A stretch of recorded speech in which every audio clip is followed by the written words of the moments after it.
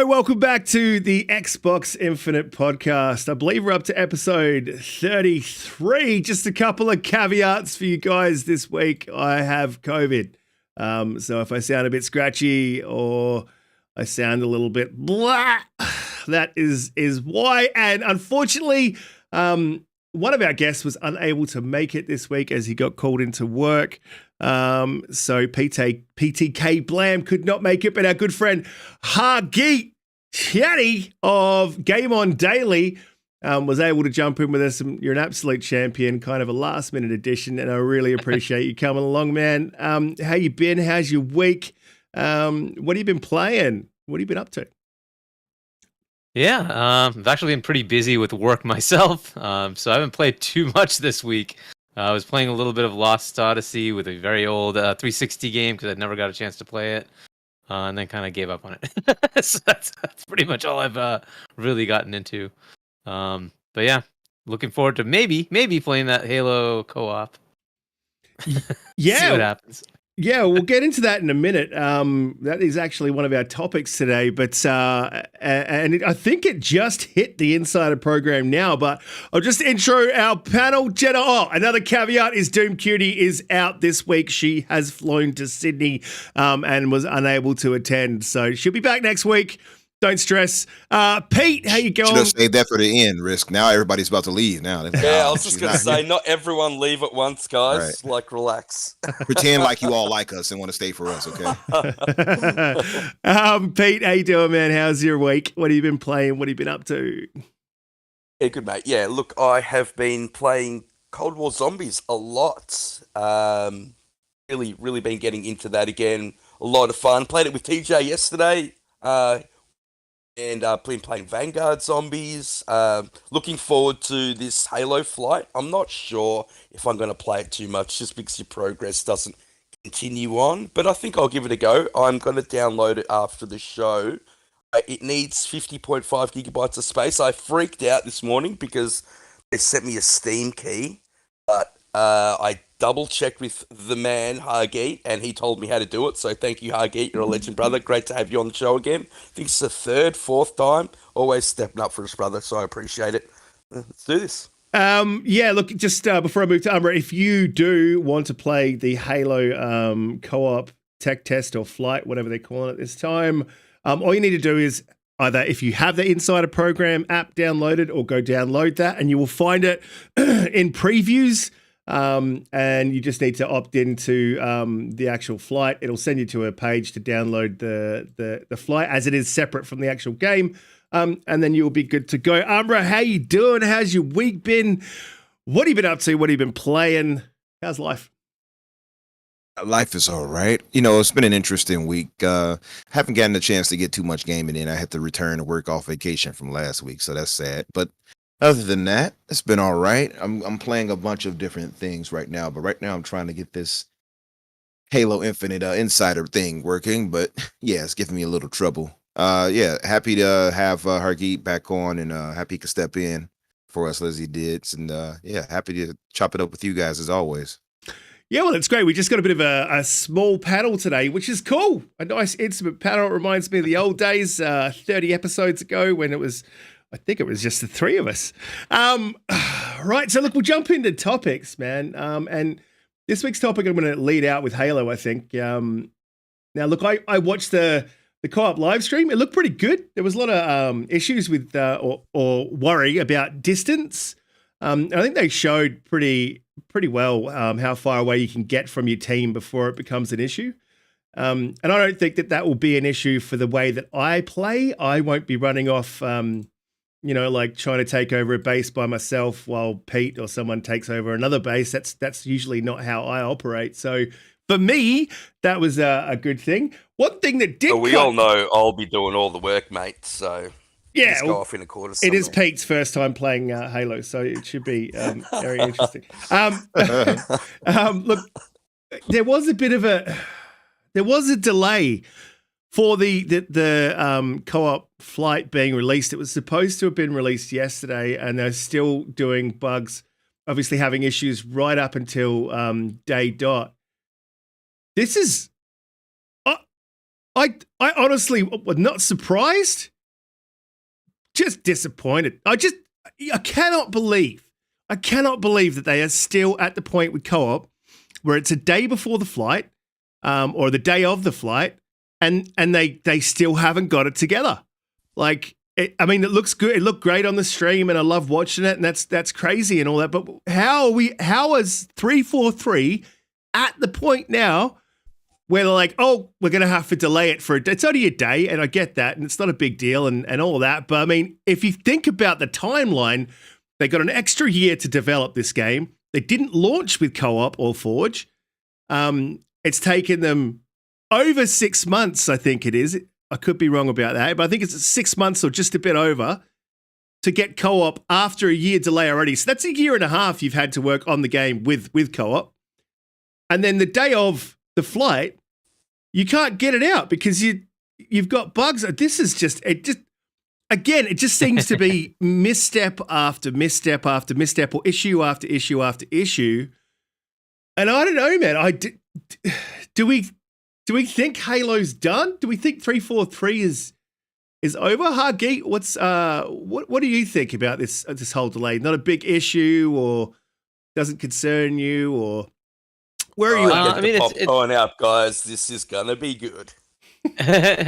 But popcorn. I mean, this is an interesting headache for them. I don't like.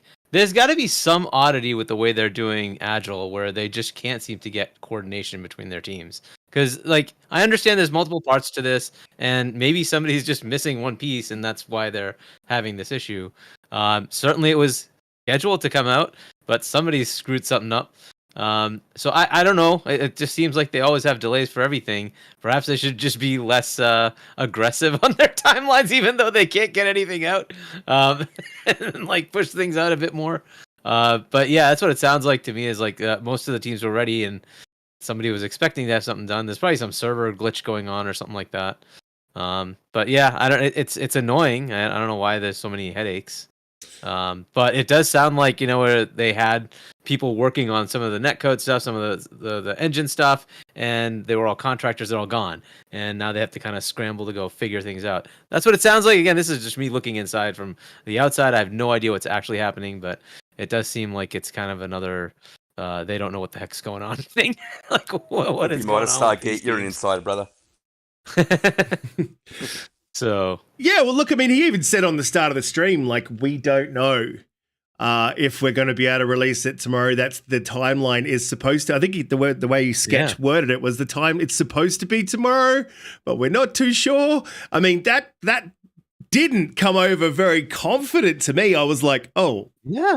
Like, you're telling your audience that you don't know if you're going to be. Look, basically, we don't know what we're doing. We're doing our best. I don't know. I found it weird. Pete, what did you make of the whole thing? Look, it's a beta, so none of your progress goes on to when they release the game anyway. So I don't really care. I actually thought that it was releasing, and I said it, I think, on couple of podcasts ago, that it was releasing 11th of July. So I was well off. And then they said, and it was very confusing. They said it's launching the week starting 11th of July. That wording in itself is extremely confusing. So I think that they could have worded it better. In terms of whether it's a day late, I don't think it's that big a deal, to be honest. As long as when we do actually get to play it, it somewhat works, bearing in mind it is a beta. That's what I would be more concerned about. I don't think they're done, because if they haven't been done by now, I don't think Microsoft's ever going to get rid of them. I mean, it's just been misstep after misstep after misstep. I can't even name the amount of missteps now. It's gotten to the point where it's just basically, it's expected now. There is some good news. I liked, well, let's start at co-op. I liked what co-op looked like. I liked the distances you could get away from your fellow teammates. I was worried about that. You can hit bases from separate, area, from like different points of entry, which I think is really, really cool. You can all be doing different things in the mission at different times. Everything that everybody picks up goes into your progress, so everybody will progress at the exact same time, unlike how Redfall is doing it. And I think you'd be happy with that, Riskit, going off what you said last week, mate. so where your progress doesn't carry over unless you are, hosting the game. So that is good. There's also been a lot of other stuff that has already come out now. Sean W. put out a video this morning about the data miners are having an absolute field day because 343, in their infinite wisdom, as usual, have left way too much data in the netcode, and there is a lot of information about Forge there. A lot of information. So it's going to be a really interesting week after the data miners get a chance to go through everything and check out what's actually there. Really, really interested in that. I think Forge can revitalize this game, put it in the community's hands, take it out of 343's hands, and yeah, we'll be good to go. Yeah, look, I don't know. Like you said, Pete, it's misstep after misstep, and you start to lose confidence, I think, at a certain point when it comes to 343. But Umbra, did you watch that co-op flight?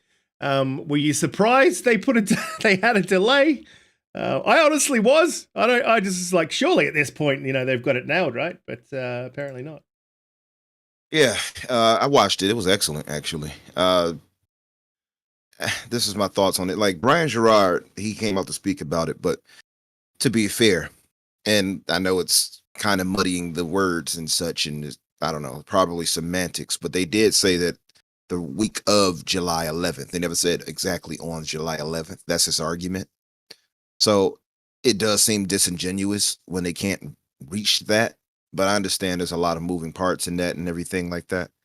So I'll give them some leeway, specifically because at the very least it's live this week.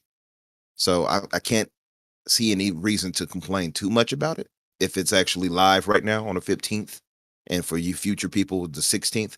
So I don't know. I'm not too mad at it one way or another. As far as the stream, though, I was actually pretty impressed overall. I thought the distance, as far as how far you can be away, I think it was the maximum of 1,000 yards. Not 1,000 yards, 1,000 feet. Was it? How much was it total? Yeah, at 800 feet. 800 feet, Yeah. you'll get a warning. 1,000 Exactly. feet, you'll instantly die. Yeah. So 1,000 feet, and you when that sea sniper takes you out, I thought it was fine, and the way that you can instantly respawn, depending, of course, if you're not in battle, your team's not in battle, just like old past Halos. I like it. I like what I saw.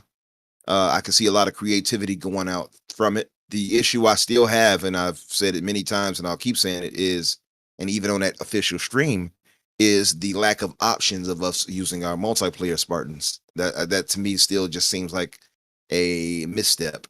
And I know they explained it away as far as, well, we don't want to make you get out of Master Chiefs. Yeah, explain to me why there's 4 Master Chiefs on screen at once. Then so the argument was, they want to take you out of it, and continuity. It's your I don't know story. Any continuity where we have. Yeah, I don't know any continuity that has 4 Master Chiefs though. So they cloned him. Right. We can make him better. Right. So to me, it would have made more sense if they would have allowed definitely better than yours, brother. Right. Oh. No, I have the Master Chief. You got lowercase Master Chief. Yeah, I thought it would have made more sense for us to use our multiplayer Spartans, but the thing that is good about it is that they're going to listen to feedback. We are going to complain because Halo fans are going to complain one way or another, and I think they'll add it eventually. I just think it's something that they lack the foresight on it, that it should have been included to begin with. But other than that, I liked everything else I saw. Yeah, and the 800,000 feet that you were talking about, that doesn't, you can't really experience that until, I suppose, you play the game. But I think they did a good job of actually showing how far away that is. So when they were playing, they were infiltrating one of the biggest bases on the actual game, and you could go on from both sides of the actual base. And not only that, you could get quite a bit of distance, away from that as well. So I think they do have the distance right, and I think it's going to be a lot of fun. Obviously, we all know those type of people that just run away and do their own thing, and I think it'll give them, a little bit of freedom to do that. I'm just interested in seeing how the distance is going to be if we're like flying around and things like that, like how restrictive it'll be at that point. Other than that, I think it's fine. Yeah, I agree, mate. Yeah, or someone jumps in a Warthog and takes off, and drives a little bit too far, too quick, and then you're in the middle of doing something, and then you're dead. But that happens, or you get dragged forward. I mean, that used to happen in the old Halo. That's not really, I don't think that's a massive issue personally. But yeah, it is an open world, so it does make it interesting. But it's not something that we've talked about in Far Cry 6, or anyone was worried about in any of these other co-op games. I think it's just a pretty standard thing that you just kind of have to go with. It would be, I imagine, very difficult to develop a game where anyone could just go anywhere with no tethering at all, and for the netcode to try to, process two campaigns as it were at once. Pyro, yeah, look, man, we've talked about this many times. I'll just respond to what you said in the chat. He said two things need consideration on this. It's a new engine. No, it's not. No, it's not. It's not a new engine at all. It's just an updated engine. And he said all the contractors. He said all the contractors left at release in November, reducing the total staff to about 60%. Yeah, we've talked about that many, many times, mate. The fact that they're using contractors that can only work for 10 months on integral parts of the game. So, for instance, working on the engine itself, working on many of those core features. That's a misstep, mate. That's bad management.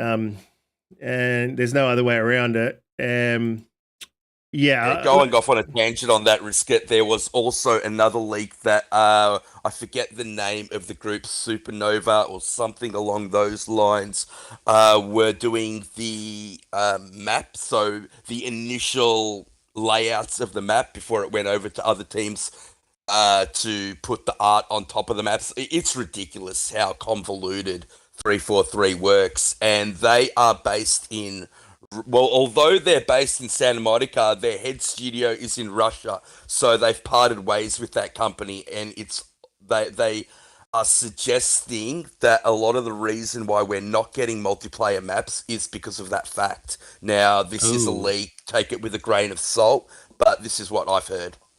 Yeah. So, I just want to add one thing before we move on to this, just to say that I think both you and Pyro are actually correct technically, because just to say the Slipspace engine is a heavily revamped engine off the Blam engine, but it is largely 60% of it, I believe, is actually new as far as that goes. So it's largely new, but it is based off Blam. So both of you are technically correct.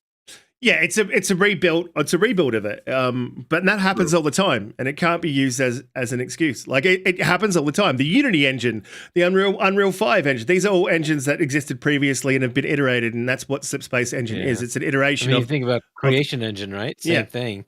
Yeah, Creation Engine has been updated. It's massively different now, but it's still Creation Engine. Yeah, that's true. Exactly. So, I mean, I'm not saying that's not a thing, and that may not have given them issues, but when it comes to, you hit the nail on the head, 60% or I think you said 40% of their workforce is left and were contractors. That's a management misstep. That's where management needs to go into, and we've heard this from developers themselves, that sometimes management aren't forthcoming with the upper management. They needed to go to upper management, go to Phil, go to Matt Booty, say, look, we don't need contractors, we need full-time developers, and this is what we need. And the contractors, we're going to put on skins. They're going to do all of our skins for us, and our core developers, they're going to work on the engine. And that would have, it's just managing where you put your crew and the people, because when those developers walk out the door and they've done some work on your engine, you don't know what they've done. And we've heard multiple times now that they've had to go and try to track down developers that were working on parts of the engine for them to find out what the hell's going on. That's just crazy, absolute crazy. That's cowboy stuff. This is a first-party Microsoft studio that should be all across 700 employees that are listed at working at 343. Riddle me this. Why does it take 3 different studios to make maps for a live service game? I mean, that is just insanity. So one does the initial blocking out of where the maps go, then it goes to an art team to put the resources in, and then it goes to another team to make sure that it runs correctly. That is just, and all of these companies are all outside companies. None of them are internal 343, if the leak is correct. That is just insanity to me. And look, I wouldn't, going on how little content we've got, I believe that leak to be true. Yeah, it seems it leads a lot of credibility to it. I agree with that, and I think as far as the engine situation, that's what it goes back to us assuming that it must be some type of leadership issue. Because remember, the thought was not the thought. The idea was they were going to use Unreal Engine at first, but then they went away from that. Then it was going to be a hero shooter. Then they went away from that. They didn't know. It seems like they had no real direction and understanding of which way they wanted to go. That's concerning a bit right there. I think that's ultimately the thing. So when they got to the actually modifying the Blam to make it, the new iteration of the slip space now, that is what the issue came to be. That's why it's probably so problematic for them, because they didn't know which way to go and they got to it too late. Yeah, and it's just it seems like everything's said. held together with duct tape back there at the moment, and they're just peeling strands off and hoping the thing doesn't fall to bits. I actually think it's chewing gum, mate. Not even duct tape. Not even that strong, bro. But look, I've been hyper negative, and I apologize for that. I do love Halo. Halo is an amazing game. It's a great game, and I hope they get to the point where it's thought of in the way that the original CE is thought of now. And look at Battlefield 4. Battlefield 4 came out an absolute mess, and it's much beloved in that Battlefield community now, and people have basically, moreover, forgotten how bad it was when it launched, and hopefully that happens with Halo. I don't know. I think they might be past that point, but I hope it gets to a point that it's at. And if this co-op is good, I mean, co-op is just one of those magical parts of Halo that just gives you the fondness of memory, and hopefully that's what it does. I'll play a little bit of it, but I don't want to play too much because I've already completed the campaign, but I don't want to. I don't know how that's going to work with the progress, because there's a lot of skulls and stuff I didn't go searching for, because I knew that we'd go searching for them as a crew and playing it on Legendary. So, I'll wait. I'll probably play a little bit and wait to see how it goes. Huggy, you were going to say? Yeah, so, a couple of things, like, the teams thing, that's actually very common with Agile. You have very small teams, and they kind of tend to specialize. You're supposed to have cross representation, but it generally tends to be the team is more, we do the graphics and we'll get the graphics out to you, and there's another team that does like the programming and another team that does whatever messaging or text or whatever, right? So that's pretty common, but to have them all be outsourced, that is an interesting thing. And the way Microsoft works, I think their salaries are pretty high in comparison to most of the industry. And I think that is why they do a lot more contractors to reduce the cost, right? Because that way they don't have to pay their salaries, which is an interesting position to be in, right? It's not like Microsoft doesn't have the money, but I guess they're still penny pinching and trying to say, let's save this money here and get contractors. I get that, Huggy, but a live service game, maps are key. They're total key. I absolutely agree. I absolutely agree. On. Why is that part of it outsourced? It's just insanity. Yeah, it would take for them to say, hey, look, we want these, say it's 150 employees, whatever, 100 employees, whatever it is, I don't know, 50 employees. We want those to be employees instead of outsourcing it. And I don't know if that's a big deal or not. They should have the kind of budget to do that. But that is an interesting choice that they have not done that. The other thing was the different Master Chiefs, like having your multiplayer. I think having those suits. I think the issue is that they're just different engines. They're different modes, and they aren't talking to each other. So it's not as simple. And that's just really a failure again on their design. They should have been able to just bridge that over, but I don't think they have bridged it over. And it's something they'll probably get to years from now. But I think that's really it. Is like the multiplayer just does its own thing, and it does not talk to the single player at all. And that's why they can't just bring it over. Right? You would think it would be simple, but I think that is the issue. I hope they do bring it. It makes a lot of sense, right? Why not? Why not bring your character over? But everything in Reach should be brought over. So but unfortunately, that's where they are.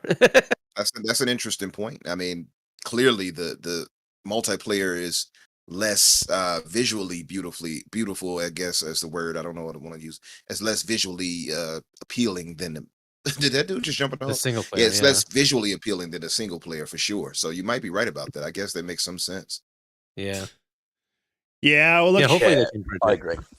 But it's just, I guess, I wouldn't hold my breath. Look, it'll stand on its merits, and when they bring Forge from what Forge is sounding like, I think it's going to make a massive difference to the game.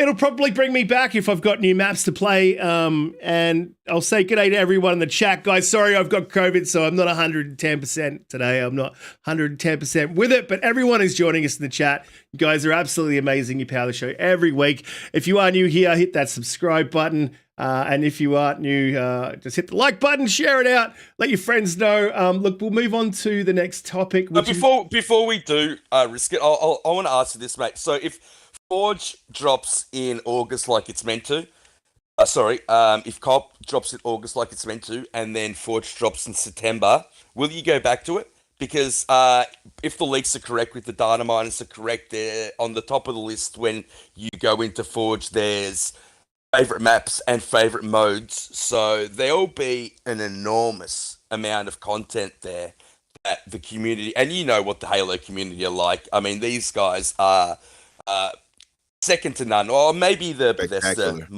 modders are absolutely amazing as well. Yeah, they're probably the best, but the Halo group is very, very good as well. So look, I think it'll be enough for me personally, but yeah, what about yourself, mate? Yeah, if they got more content, I'll go back to it. But I've just, and I've been overly negative the last couple of times we talked about Halo, and it's just because, I'm not angry. I'm just disappointed. I keep saying this, like it's just a bit of a disappointment, and it's not. I just don't want it for them. I don't want this bad press for Microsoft. I don't want it for 343. I don't want it for anyone that's got anything to do with this whole thing. I don't want it for them. So yeah. I want them to have a successful studio with a successful game. And I don't want to complain about Halo. I want to love it as much as I should. So yeah, look, we'll move on to the next topic, which, well, it's kind of an impromptu one. We kind of dropped it in. And it looks, an analyst is saying that Microsoft could be looking to buy Netflix.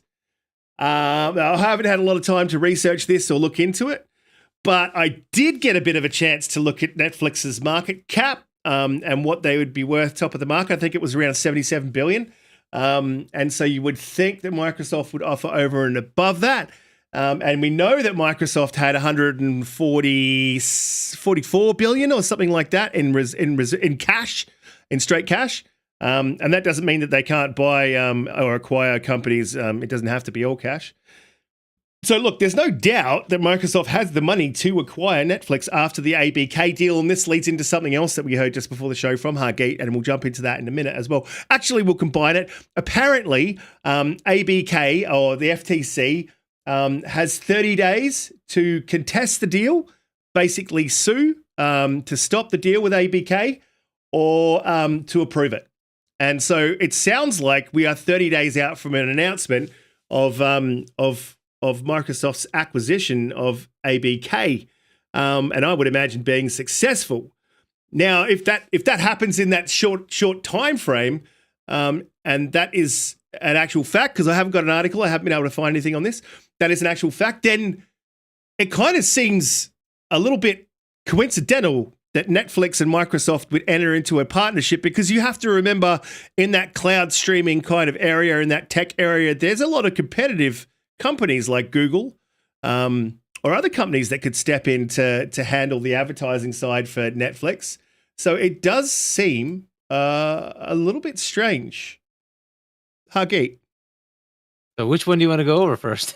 Well, let's go over the whole lot. Let's rip it, because, I mean, they're linked. I mean, you've got to say they're linked, because if that acquisition comes in 30 days and they are entering into a deal with Netflix and they are looking at an acquisition, the timing is right. So yeah, as far as the FTC thing, if it happens, that would be one leg, because remember, they still have to get through EU and UK, right? So, and those are ongoing, but we don't know when those will finish. So this would be the FTC, the US part's done. And usually when the FTC says yes, the other regulatory agencies are in line, but that doesn't have to be the case. But generally, if they say yes, the other ones will say yes as well. But that doesn't mean that they're done, right? So the UK started their investigation. That might go for another 2 months or so.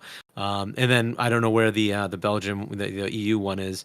as far as that being done. As far as the Netflix thing, look, I've always been saying Microsoft should look at getting video content. They're the only one that like Sony does it. Amazon has it. Google's got it. Apple's got it. Like it's at some point they need to be in that video game. They need to be in that movies game. And TV shows game. So and I was thinking maybe the cool one would be to get Warner Brothers, because it gives you a whole bunch of IP that's very interesting. Netflix ain't bad either, right? Massive amount of subscribers. It's one of those that really aligns with Game Pass, right? They could bundle that crap together, and you got a huge amount of potential there, right? So Netflix has 200 million subscribers, something ridiculous like that. If you could bundle that up, you could get a lot of Game Pass subscribers, right? So that would be an interesting play, right? The HBO Max equivalent, right? HBO Max doesn't have nearly as many subscribers, but it's cool. It's still very good. But Netflix is massive. And the way Microsoft thinks, it usually is, let's go after the biggest thing. Why not, right? They're Microsoft. They don't have to say, oh, well, let's go after something small. They can literally go after the biggest thing. When they were starting Xbox, they're like, let's go buy Nintendo. They're just like, let's just go buy Nintendo, right? They don't care. They just bought the biggest publisher, ABK, right? So it's totally viable that they decide, yep, why not? Let's get Netflix. If they decide to get in that piece in that game, though, that's the part. Will they get into movies or not? Yeah, I agree, Hargate. And there are caveats to all of this, because you're right. I don't think that Microsoft really care about what Sony are doing. They have said to us time and time again that they are not competing with Sony. And the Netflix deal does allow them to compete with who they're truly competing with: Apple, Amazon, and Google. Google has YouTube. Amazon has Amazon Prime. Apple has, Apple TV. They all have their various companies. What I worry about with the Netflix deal is Amazon has its own studios that they'll be putting on Amazon Prime. MGM is with HBO Max. Disney will be having, Star Wars, Marvel on Disney Plus. So the amount of, Netflix is leaking subscribers, not because their content is dried up, because I don't think it has. They've got just as much content as they ever have.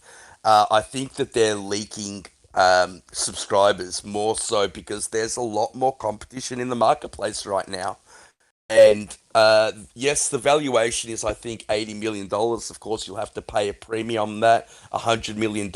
Is Netflix worth that anymore with all these other subscribing, like Disney Plus, Amazon Prime, all these other, streaming services available now? I'm not sure if they are anymore. Well, I think it'd be good. I just don't know if I want Microsoft in that game. Do I think it'd be good for Game Pass? Yeah, 100%.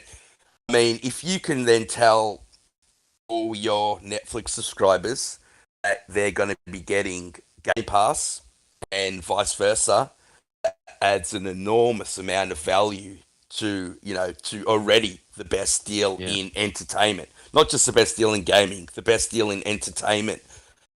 It's an awful lot of money to spend, and I just worry about all these deals being cut in the background on which streaming service is able to get which shows. Put it this way, if they can get WB and have access to Warner Brothers' lineup of movies and TV shows, which includes all of DC can get their act together, I think Netflix becomes much, much more viable. So yeah, I think that there are caveats, either way, that need to be sorted out before they can pull the trigger. But I mean, the whole industry is changing. The whole entertainment industry is changing at the moment, I think, and it's a bear market at the moment. And so these big companies that, were just valued at $1 trillion, not too long ago, now they're valued at almost $3 trillion. They've got a lot of money to burn, and they are going to want to consolidate all of their business, partnerships, acquisitions, all of that while things are cheap. So it would be the perfect time to do it. Whether or not they do it, I'm not too sure, mate. I'm just not too sure one way or another on it. I mean, I know it's a long-term play. This the analyst Laura Martin is speaking on. To me, it just seems like I don't know. I think because of the whole ABK situation and Microsoft, throwing around the money as they have, I think anything dealing with Microsoft is going to tend people to kind of raise their eyebrows and be like, maybe it's this. You know what I mean? So I don't know. I mean, and to acquire Netflix would be like something in the upwards of 100 billion or so. Yeah, Like, 100 not to say billion. Microsoft Yeah. couldn't do it. They can. That's not even a question. But I just don't know how invested Microsoft would be into something like that. And like you said, Pete, I would absolutely love for them to go after WB. I've said it time and time again. I know it seems like a pipe dream though, but I mean, that makes some sense. But then even doing something like that is a heavy order to do as far as the movie business and things like that goes. I don't know if Microsoft is yet equipped to do it outside of hiring everybody and letting them run, kind of on their own as they had been doing. I don't know. But The problem I have yeah. with it, Umbra, is MGM is going to HBO Max. Disney, so all of Star Wars, Marvel are all Amazon, going to go to right? Disney MGM? Plus. Amazon's getting MGM, I thought. Is it Amazon getting MGM? Yeah, look, I'm not. This isn't where I focus a lot of my attention. So, but what I'm saying is a lot of them are already got places where they're putting out their movies. Who's left? Who's left to still put movies and content on Netflix? And I know they've started making their own Paramount. content, but a lot of those have been hit and miss. Yeah. Stranger Things Yeah. is a hit. What else is out there that Netflix has put out originally made content that is, going gangbusters? Squid Game wasn't made by Netflix, although it is, on Netflix. It wasn't made by them. There aren't a lot of shows that have taken off, that Recently? that are on there. Yeah. And I that's mean, they what I have worry about. Stranger Things, right? They have other ones like that, right? So it's not like they have nothing, but That's true. yeah. And so here's another thing to think about. Like with Game Pass, they bundled in EA, right? It doesn't preclude them from doing the same thing and saying, "Hey, we'll have an entertainment bundle and bundle in Disney Plus." Right? So they could potentially say, "You get Netflix, you get Game Pass, you get EA, you get maybe Ubisoft Plus, you also get Disney Plus." Right? Bundle that together for a monthly fee. How cool would that be? Right? That's a potentially That would be really awesome. cool Yeah. subscription. It would be awesome. I mean, Sony Pictures aren't going to sign up with Microsoft. I just can't see that happening. Like, why not? I mean, They do you signed think- up with Game Pass, right? They have what is it, Crunchyroll or something, whatever their anime thing is. It's in Game Pass. Yeah, I So, think they I picked don't up see- Crunchyroll after. I think they picked up Crunchyroll before Sony's acquisition of Crunchyroll. There, right? Just from memory. I don't recall. I don't know when it happened, but it's still there, and I don't see why. Like Sony does not have a streaming service, right? So So they what do put you their think? stuff everywhere MGM? else. Yeah, you're right. MGM was just acquired by Amazon, and that's why they have all the Bond movies. Do you think Yeah, that they would yeah. then put any movie out on a competing platform? Do you think they would then So we know that Netflix has stopped putting the Marvel movies on there, and they used to be there quite exclusively. So because now they have Disney Plus. So this is what I worry about with streaming services. The diversification of the market has got it. So you really have to sign up to so many more, which it's infuriating to be able to watch all the shows you want. I mean, Lord of the Rings, It's like the cable second all over trailer again. came out. That looked amazing, but you need Amazon Prime to be able to Yeah. watch it. To be able to watch The Mandalorian, Obi-Wan, you have to have Disney Plus. To watch Stranger Things, you have to have Netflix. To watch Halo, you have to have Paramount Plus. Like all this content is being put on their exclusive platforms, which is why they are losing subscribers. So I think the valuation of Netflix will continue to drop. So yeah, I just think although I do agree that I think Microsoft should get in the business just to have something to compete against Amazon and Google and Apple, and I suppose Netflix would be the best way to do it. I just don't know how sound of an investment it is, and I think Microsoft will worry about that more than anything else. Well, I don't think it's I mean- I don't think it's a massive issue when it comes to. I mean, you're looking at it from a consumer's standpoint when it comes to. I mean, in your contention, I think with the WB acquisition that me and Umbra have always been for, acquiring the entirety of WB, including their IPs and their movie studios, I mean, I think your worry there was that they wouldn't be able to manage. I mean, and of course, it's a valid worry at the moment, especially with what's going on with their gaming division. But these companies can manage themselves. Netflix is quite successfully putting out its own IPs. It's quite successfully putting out, it's got The Witcher, it's got Stranger Things, it's got some pretty big hits. It's got, I think Netflix is at a kind of a point where if you're a casual viewer, so you don't have an investment in an IP like Star Wars or Marvel or something like that, and you just want a good diversity of movies, I think Netflix is kind of the place to be. Netflix and Prime, I think, hold that casual market. And I don't see the acquisition of Microsoft really disrupting that in any kind of a way. I see what you're saying with their losing subscribers. They are. And I think that's because that's definitely the price point. Netflix is the original, and the price point. Well, they are changing that. They're adding an ad-laden a subscription service to go alongside of their no ad with one. Microsoft.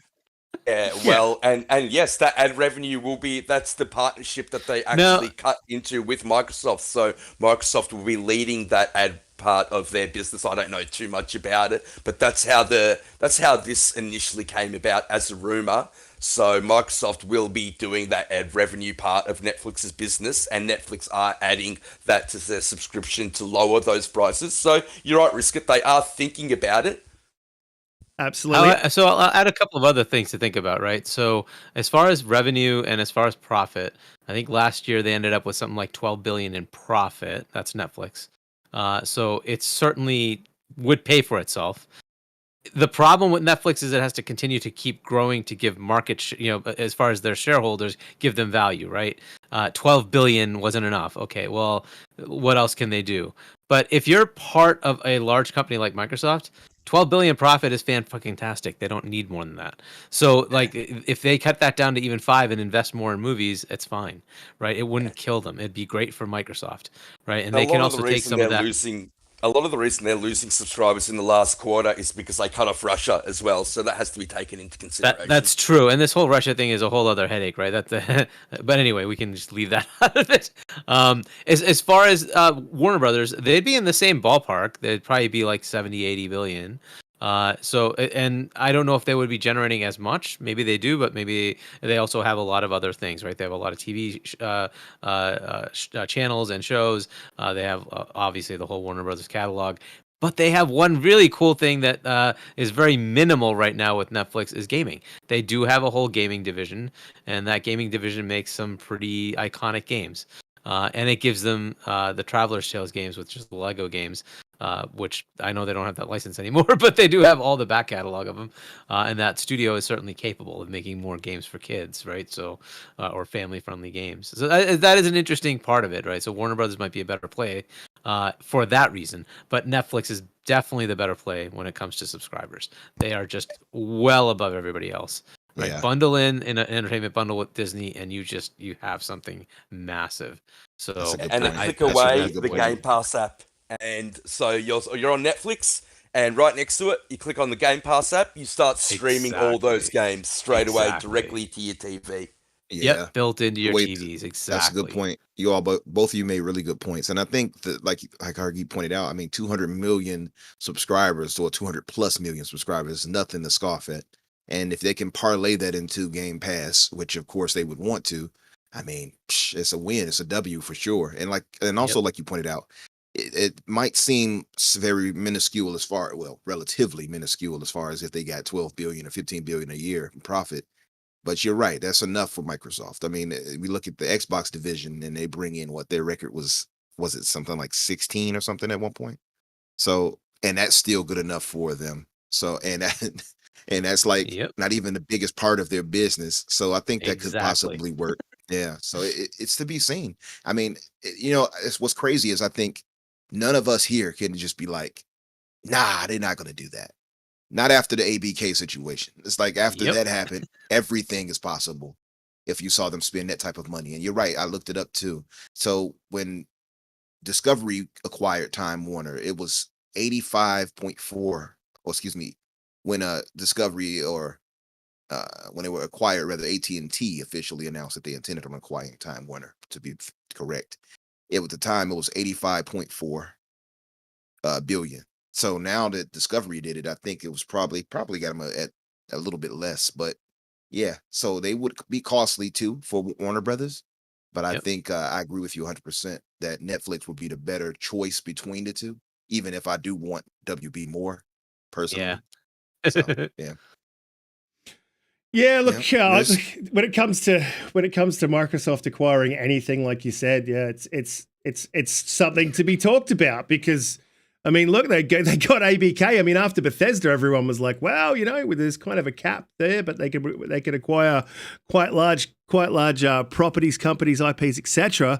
But now it's just everything's on the table. So I definitely think it's a very interesting time in gaming, but it's also a very interesting timing for Microsoft to jump on in that ad revenue. And just going back to my price point and why they're also bleeding subscribers is I think in Australia it's $22 a month for 4K. Yeah. So they're charging you a ridiculous amount for 4K, whereas I think it's Disney charges around about 12. So pretty much half the point, you know, the price point. So. And there's a lot of good IPs out there, and as long as Netflix continues to put out good IPs, there'll always be subscribers there to go to. But we should move on to our next topic, which is a bit of an interesting one. But before we do, if you're new here, please hit that subscribe button, hit the like button, share it out, let everyone know that we're here and live. And thank you guys in the chat. You guys are amazing. You always power the show.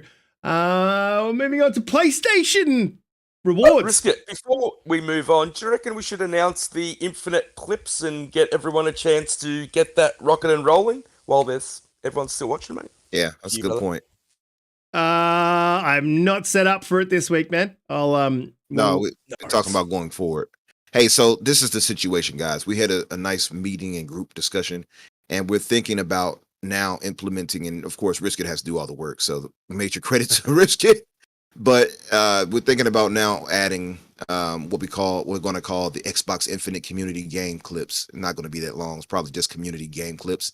So something of I think the maximum of 30 seconds. If you all want to upload your clips to us, and we're going to have it where you send it to our official account on Twitter, and you can just post it on there and like add us on that, and you know that way we can see it. And whatever we agree on as far as for the clip of the week, will feature somewhere in the middle of the podcast going forward. Not this week, of course, maybe not even next week, depending on if we can get it set up, but we will want to do that. So we would like you all to start sending us some of your best game clips, even if it's funny, whatever you find it as, hilarious, something cool that you pulled off or whatever it may be. That's what we want to do going forward. Yeah. Look, I'll probably, hopefully have some time next week or the week after to get it set up. But yeah, if you guys want to start sending in your clips, we have an official account on Twitter. You can follow us at Xbox Infinite there, and just send them to the private DMs there, and we'll go through them and pick them out, and hopefully we'll have enough to roll with in the week. And I'll make an official announcement on Twitter when I'm good to go. We'll move on to the next topic. PlayStation Stars Microsoft Rewards. Wow, I mean, this is a good thing, but funny. It just seems that Sony's just not, I don't know what the word is. It's not plagiarizing. It's not copying. But it is, right?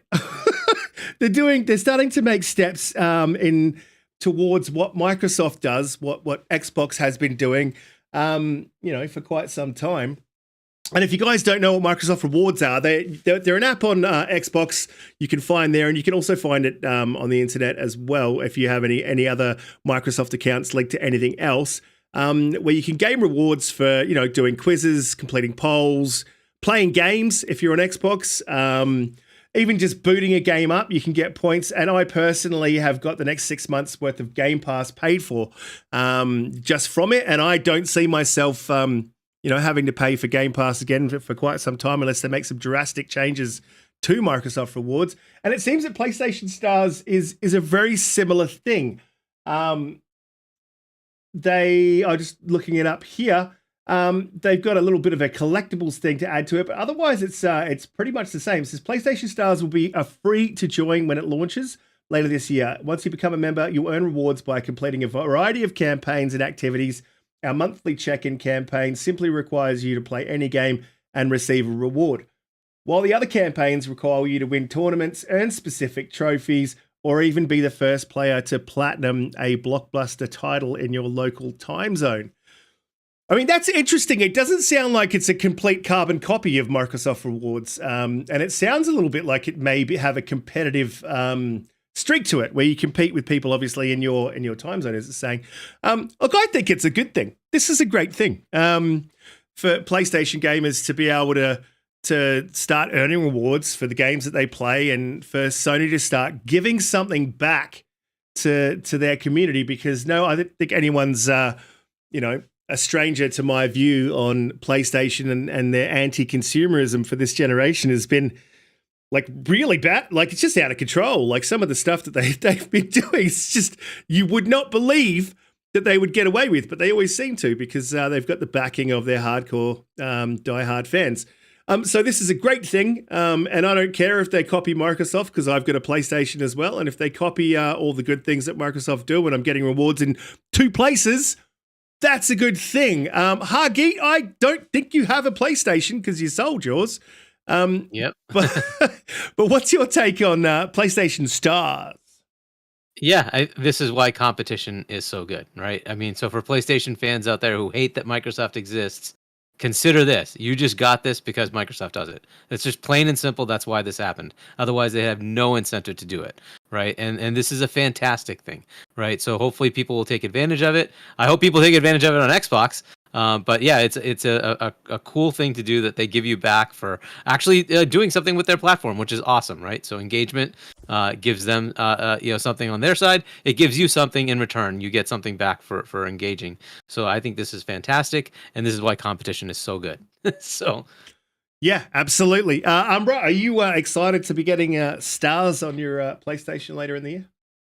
It's something that actually helped me pull me into the ecosystem more, because as it stands, man, it's like, God, I haven't turned this PlayStation 5 on in about 2 months now. And I'm not even trying to be funny or dismissive to PlayStation when I say that. It's just that I have very little incentive because of the games I've already played through, most of them.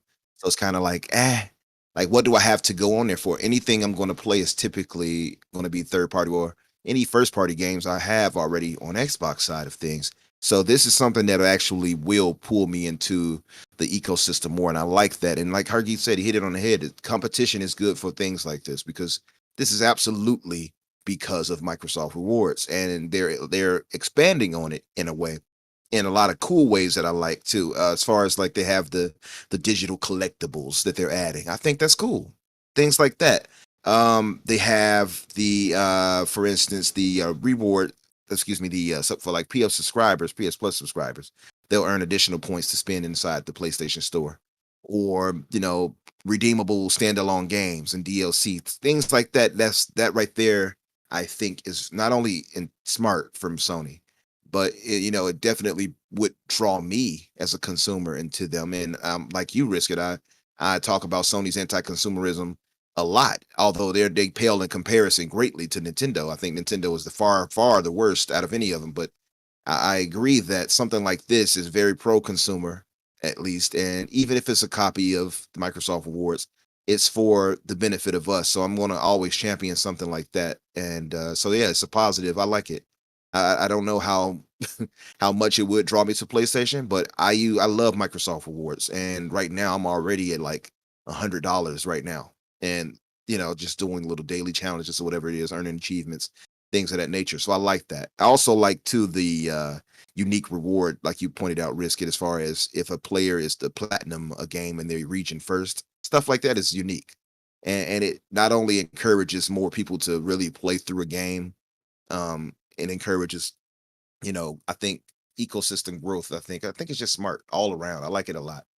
Yeah, I think it's a great thing, but it depends on, again, it really depends on the implementation. At the moment, we've just got a very slight overview of what rewards may be, but how much you get, whether it's actually worth putting the time and effort into to get those rewards. Microsoft's rewards only takes me, I think, about 5 minutes a day, if that. And then if I want to go deep into it, I could probably pick up another I think $10 by the end of the month by doing some of their longer monthly things, which I don't always do if I don't want to do them, but I still end up with a free Game Pass subscription at the end of doing that 5-minute run every day. Pete, is this something that might drag you back into PlayStation you might turn on that for? No. I do it for. He's quiet as no.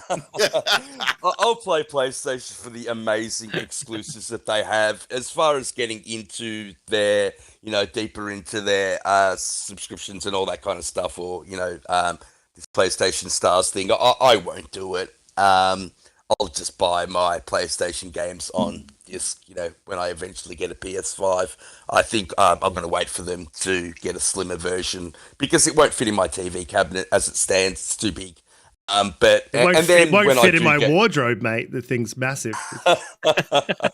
But and look, and I'm missing out on so many great games. I know that, Demon Souls, I am itching to play that game. I really want to play Ratchet and Clank. I want to play God of War 2 when it comes out. So I know I'm missing out. But I am doing my Microsoft rewards, and I think Hagi, said it perfectly. PlayStation Stars would not exist if Microsoft rewards didn't. And it's become a little bit of a habit now to do my Microsoft rewards. I think I'm up to 40 weeks straight, or something ridiculous like that. I've got over 300,000 points. I don't know what that equates to. I think it's something like 2 years of free Game Pass Ultimate.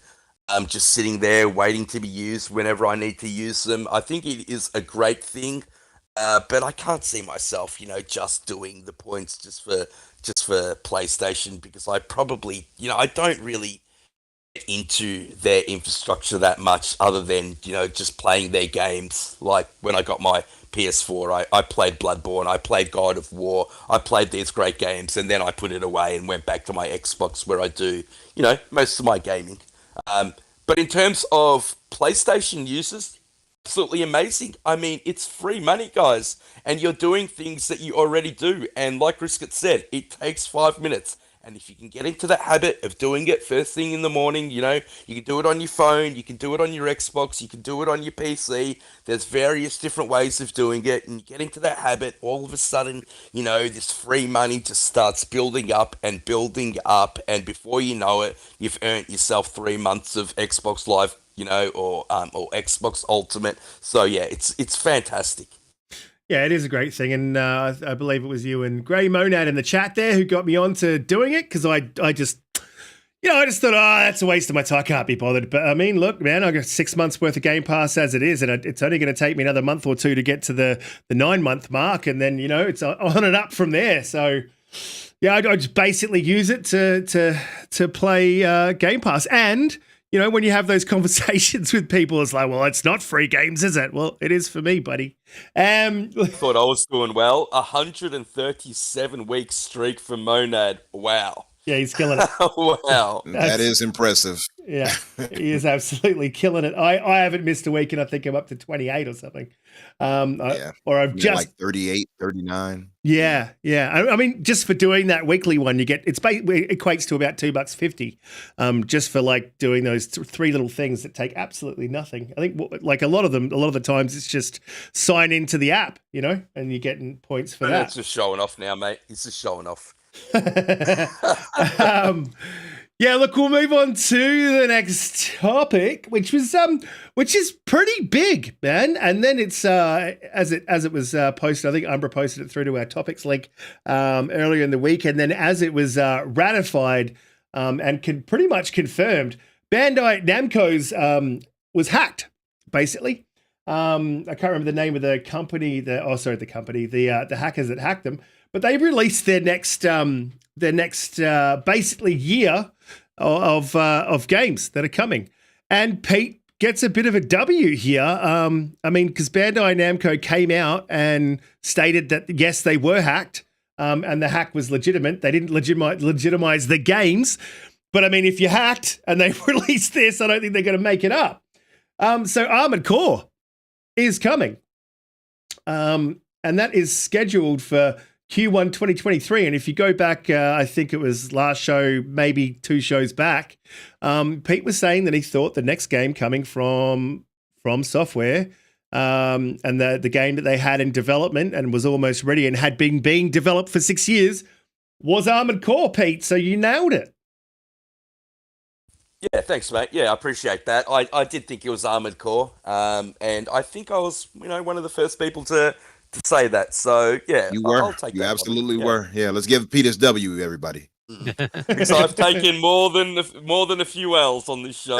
So yeah, I'll take a W when I get one, mate.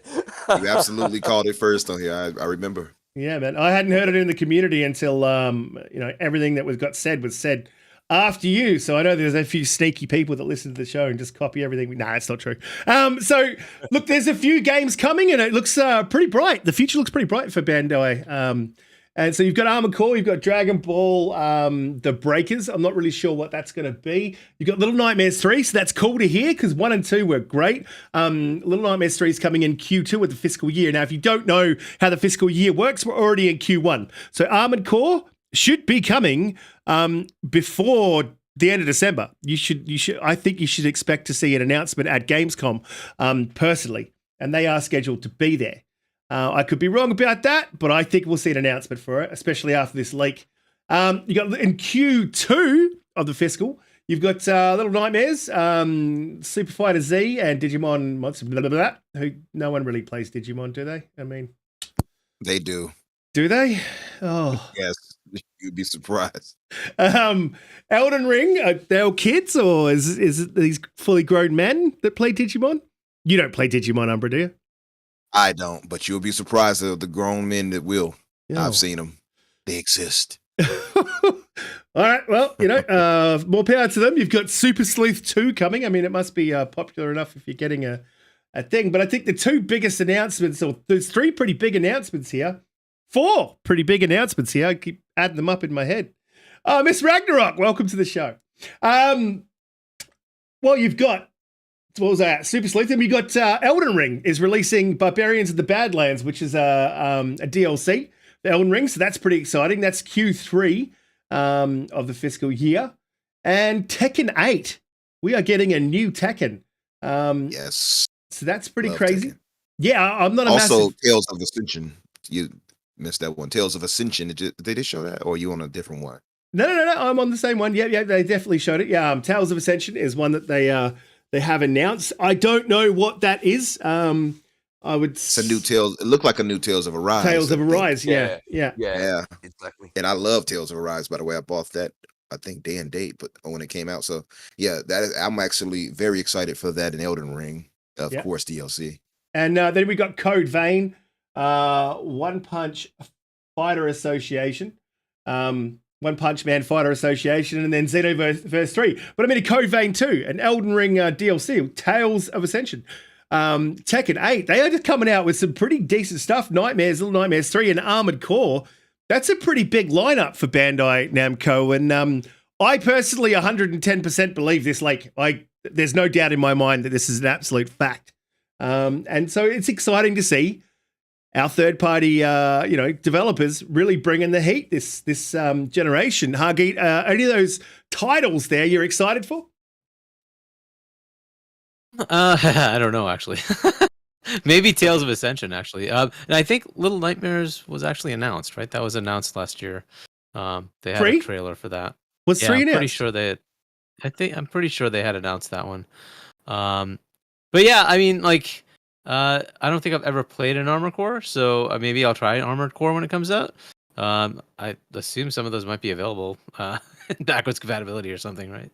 So maybe I could try one of them out. But the other ones, I don't generally like to go after fighter games, and I assume Dragon Ball: The Breakers is going to be something like that, and Super Fighter Z, okay.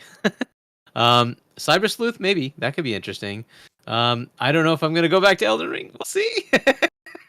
Yeah, it's a tough one to go back to, right? Once you've stepped away. Well, I finished it, and I'm like, I'm done. Thank God. Tales of Ascension, though, I did play. Was it Tales of Vesperia that was on Game Pass? And I actually ended up liking it. So there's a new one out, Tales of Arise, I think. I was hoping that would come to Game Pass. I don't think it has. But I might pick that one up, try that out, and then I'd probably try this one. So the Tales series seemed pretty good, so that's pretty cool. I'm pretty but sure yeah, the rest of it, man. Tales of Arise has a demo on Xbox, man, that you can check out. I could be try wrong about out, it. yeah. It definitely did have. Yeah. It definitely did have it. I haven't played it. I'm not a JRPG dude. I just find the stories. I don't know. They're just weird, or they just don't hit with me. They never land with me. Yeah. Too much, right? Yeah, it's a lot. Yeah, right. It's just there's this guy and that guy. Far. Yeah, and it always ends up being way too like whoa. You're saying I don't know what's going on here. It's like a Game of Thrones when you come back, into season 4 and you haven't watched season 1, 2, and 3 for 6 months, and you're like, what the hell's going on? I'm gonna go back and watch it. So, Pete, any of those hitting hard for you, mate? Obviously, Elden Ring DLC is top of the list. So, look, we all knew it was coming, didn't we? And Dark Souls 3 did DLC. They were just amazing. They're basically fully fledged games. So, yeah, I've been waiting for Elden Ring DLC. Cannot wait for that. Little Nightmares 3. I love the Little Nightmares series. It's dark. It's gritty. It's awesome. It's 2D side scroller, but if you guys haven't played it, I definitely recommend it. Great little game to play. Other than that, look, I'm interested in seeing more of Amour Core. It's been years, 15 years since there's been an Amour Core, I think. So, games are cool. Definitely something I'll look more into. Code Vein. I should like Code Vein. I should like it because it's basically Dark Souls, but more JRPG type, but I can't stand it. I mean, it's amazing how much the atmosphere in Dark Souls and Elden Ring adds to how good that game is for me.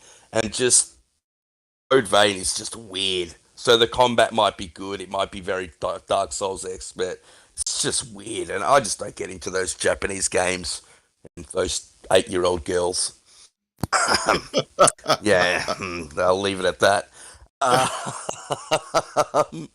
And look, I've been playing a lot of Injustice 2 recently, so I've been getting into my fighting games. I played a little bit more of Killer Instinct. I'm looking forward to jumping into Mortal Kombat. Now, I'm not a big fighting game fan, but a friend asked me to play with him, and I've really been enjoying it. So, yeah, I think I'm really interested in Tekken 8. I really want to try that out. I mean, I remember playing that back in the arcade. So, yeah, that's another one that looks interesting to me. And I think the leak got basically confirmed and as correct when Bandai Namco actually said that they did have a data leak. So although they didn't confirm the games, they didn't really need to. So yeah, I would say, and they look correct, don't they? Like Hagit said, Little Nightmares 3 was announced, so it just confirms the leak for me. Yeah, absolutely. Umbra, I know there's a lot on there for you. What are you super excited most for in this leak? Sheesh, man, I'm loving almost everything on here. Like Pete said, I think Elden Ring is top of the list for me. I put in close to 300 hours in the main game itself. Got all the 1,000, of course. So I can see this one is going to probably be pretty sizable, like Pete said. I'm guessing I'll put in a good 60, maybe, depending on how big it is. The DLC. So I'm excited for that the most. Tekken 8 would probably fall in second for me. I love the Tekken series. I think more fighting games have become more niche overall, but I think if they add stuff like, because let's say, what do they call it? What's the name of this? We're spectator mode. I think more fighting games need to add something like that. That way we can do more community nights with that. And, because Killer Instinct, for instance, has it. And you can watch and see somebody get their ass beat. So that'll be something nice to watch. Yeah, and Injustice 2 has it as well. Yeah. Yeah. And it is great when two mates are fighting each other and, one gets their ass kicked. It's hilarious. And they're talking trash and all of that. Yeah. So I think all games need to have that going forward. So Tekken 8 could be something as something if they add spectator mode into it. I think that could be good for the community night. Tales of Ascension would probably fall in third for me because I love the Tales of Arise series, so I can see that being pretty good. and I think they're being. I can see why you all have such issues with some of the JRPG aspects and such. But the Tales of Arise series, I would say, is pretty solid overall. I think you could even possibly get into that risk it. Little Nightmares 3 will fall into fourth, and because like Pete pointed out, it's a 2D side scroller kind of, well, somewhat 3D-ish, but it is a great series. I have to play through part 2 fully, but it is really good. It's worthwhile playing if you all haven't played it. Armored Core, I'm really excited for that. Just to see what they would do with it, and it's being made by From Software, I believe, right, Pete? So Yeah, it is. that would Yeah. I'm interested. Yeah, I'm interested in seeing how they handle that. If it'll have some type of Souls elements or something like that to it. I'm wondering how they're going to approach that. So excited for that. And like you said, for Code Vein, I didn't give it a chance really. I tried it for very little time, but I think I want to, like, now that I'm thinking on it and how I do love the Souls games themselves, maybe I need to go and give it a full try. So maybe I'll actually give Code Vein a try and see how I actually like it. I did see some gameplay of it. It looks nice. I like how you can make your own character and as far as the designs and such, and like some. That's the best part about the game, the character creator. Yeah, I agree from what I I've mean, seen. some of the outfits for the women are, Yeah. damn. That's why I appreciate the Japanese developers. Yeah, they don't fall into this whole Western, Yeah. fully clothed. They like, nope. We're still back in the 80s, heavy metal style. You're gonna see everything. Good if they looked a little bit older, but Yeah, I agree with that. Yeah. But as far as that goes, excited for all of that. I haven't been into the DBZ fighting games in a long time, so I don't have much interest in that. But I'm interested in all overall. The whole list looks good to me, so I think it's pretty solid as far as I think overall. I think it'll be great. And it's funny because we had a debate. I was in one of these chats, and we were talking about like what devs added more if Microsoft could get them, and we were talking about Capcom versus Bandai Namco. And I don't know, man. I love Capcom personally. It would always be Capcom for me, but I will say, Bandai Namco has been on a roll with their games, so it's a solid list overall. I think they're going to have a great next year. Oh, I definitely think that as a publisher, a publishing house, it would add value to Microsoft and the kind of value that they're looking for. They are looking for that Japanese market and pushing further into it. So Capcom has that there as well, but Capcom does focus on the Western market. I'd say it's around about 50-50. Yeah, they are far more Western. I agree. Yeah, and I think Bandai might be the particular flavor that they're looking for. Bandai is much bigger too, by the way. Bandai, I think, is their biggest, the biggest Japanese independent publisher. I didn't know that. Capcom is like a quarter of the size or something like that. They're much smaller. Wow, I didn't know that. And we have been seeing Microsoft go after the big fish. So wouldn't surprise me. I mean, I was hoping something like Sega or Square or something like that. But yeah, I mean, the way Microsoft works, it could just say, let's go for Bandai. Square. Yeah, Square would have been awesome, just because of their Western division for me personally. But Square would have been awesome, which has been sold off. Yeah, which has been sold off. And I wouldn't want. I really don't like Square as a publishing house, and I wouldn't want them folded into Microsoft. Yeah, it's for those games for different audiences, right? And we just have to keep I agree with you. Most of the Final Fantasies, whatever, I'm all set. Mm-hmm. But there is such a large market for those games, right? So it is hard to say no if you can get that to get that audience. So either way, and the Sega thing is with just Square, so good. they're disappointed with every single game that gets put out. Of the Western didn't hit its sales targets. Of their Western developers, absolutely, they're always disappointed in anything their Western developers do, and they're very, very quiet about their Eastern developers. And that's part of the reason why I don't really like Square. You don't need to publicly come out and rail a studio and you know what I mean. Look at that very public argument with Outriders. Outriders didn't get paid. And Square's trying to tell them that they didn't hit the numbers. So Welcome to DoomCutie from Sydney. We're missing here, mate. Xbox Cutie. Infinite without you. Absolutely. All right, stop sucking up, guys. Come on. G'day to everyone in the chat. Look, please hit the like button. Subscribe if you're new here. Share it out. Let your friends know that we go live 8 p.m. EST Friday every single week, even if I have COVID. I'm actually starting to feel a bit better through the show, so that's a good thing. Maybe this is food for the soul, medicine for the soul, making me feel better. Look, we'll move on to the next topic, and it's a linked topic because I found something in the week that may have turned my point of view around, and I've been a bit of a staunch supporter of Digital Foundry, and I've always been against they're PlayStation centric, and I've always been against that. But look, we'll lead into that in a minute. Noughts Games acquires Supermassive Games. So I don't know if you know who Supermassive Games are. They are the developer who just recently released The Quarry, and they've done the Man of Medan, and that very dark anthology series that they did, and they do a very specific brand of games. And look, that's great to see. I'd like to see that developer have a little bit more of a cash flow to get something. Apparently, The Quarry is amazing. So imagine what they could do with a bigger budget.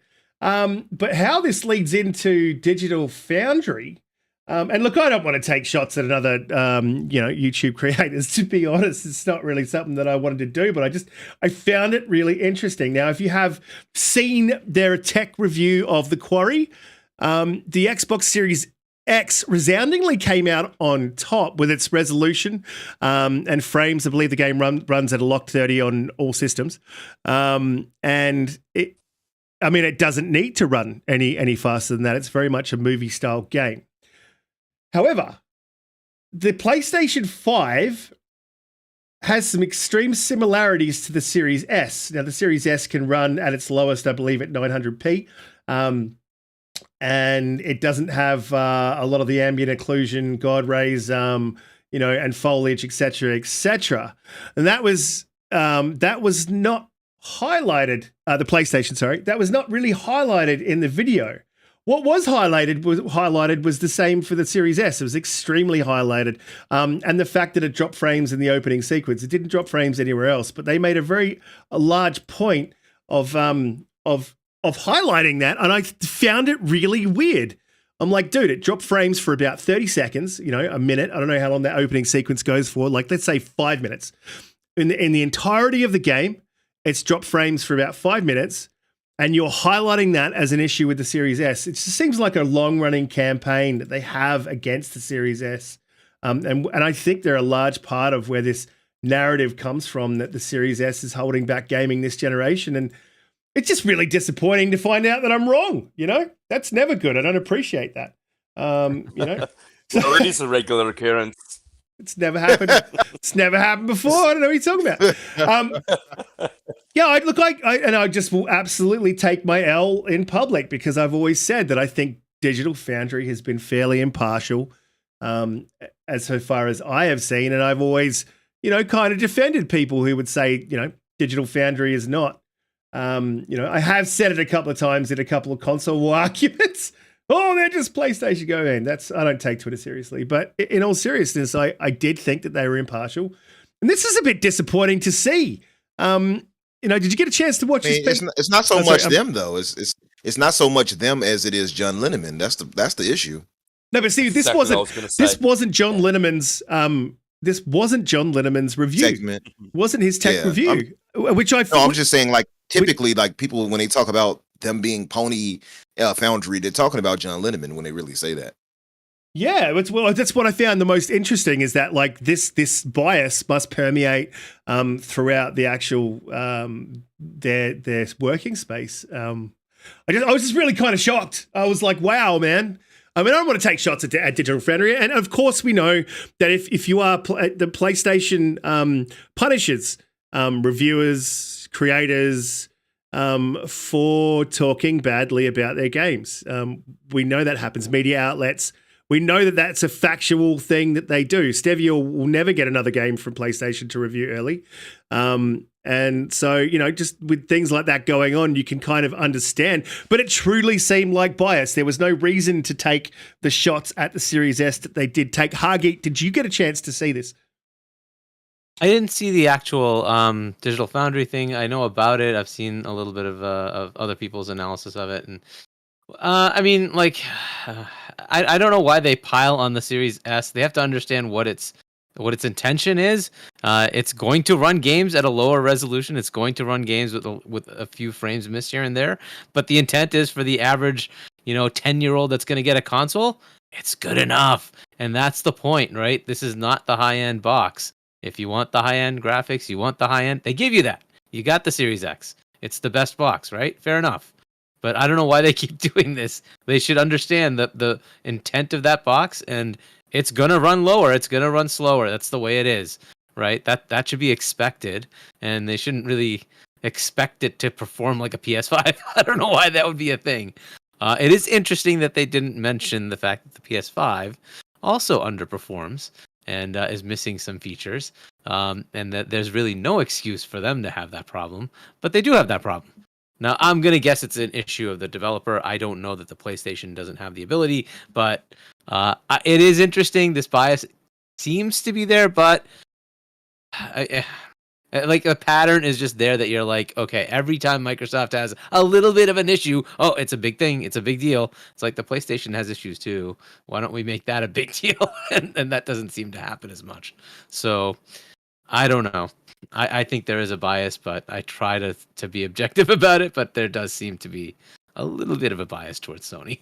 Yeah, I mean, I don't think if Digital Foundry ever do watch this, like, I look, guys, I'm just calling it as I see it, and maybe it's something that as creators in the space that they probably need to work on. You haven't highlighted yourself as a PlayStation centric channel. You've highlighted yourself as a tech review channel, and if you're going to be doing that, then you need to be impartial. And people need to, and that goes to your credibility. I mean, everyone knows that this is an Xbox centric channel. There's no sweeping it under the carpet. There's none of that. But we do actually try to be impartial as well. So when these issues have cropped up on the PlayStation 5, and they mentioned them, but they did not highlight them, and there is a difference. Pete, did you get a chance to watch this review at all?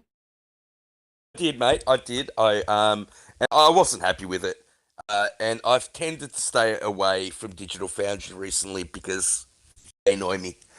And I think Hagi nailed it on the head perfectly when he said that they have to understand why the Series S exists.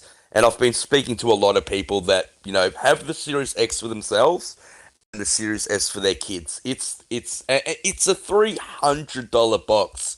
And for what you get for that $300, it's just so worth the value. It's an amazing little powerful console for what it does. You're able to play all next-gen games on it. It's great. And it's $300, guys. $450 in Australia, which is, quite a bit cheaper than the Series X and PlayStation 5. Almost half. Retail it. Yeah, $750 in Australia. So it's just ridiculous to compare the two. To be honest, it's not holding anything back because we all know that they're skewed more for the PC market when it comes to this type of stuff. So just ridiculous. All that video really did is make me want to play The Quarry more, pretty much. Because that game looks awesome. It did look awesome, and I can't remember who was talking to me about it the other day while we were both at an Xbox party, but they were kind of saying it was a great gaming to get into it, and it's not something that I would normally play. Well, it might have been Zorka. Was it Zorka? Who was saying you should play it. It's not something that I would get into, and someone got him into it. I can't remember who it was. And I started to think maybe it might be something I want to check out. So I probably will check out The Quarry. Umbra, did you get a chance to check out this video? Sorry, I had my mic muted. Yeah, I checked it out. I think these two gentlemen already covered it pretty well. I mean, what it comes down to is, like Pete said, at the end of the day, the Series S is aiming for a specific something, and that's, to give the value to, people for next gen gaming. At the end of the day, I don't think it's holding anything back. And we've seen time and time again, with many games that the S outperforms the PlayStation 5 in some respects. And for what you're getting out of that box with the price, I don't even know why anyone would actually complain. The only reason why people are complaining is because it's console war fodder. That's really it. To be real, I think that's what it comes down to. The people who are flocking to it and buying it in record numbers over there in Japan, for instance, they're not thinking like that.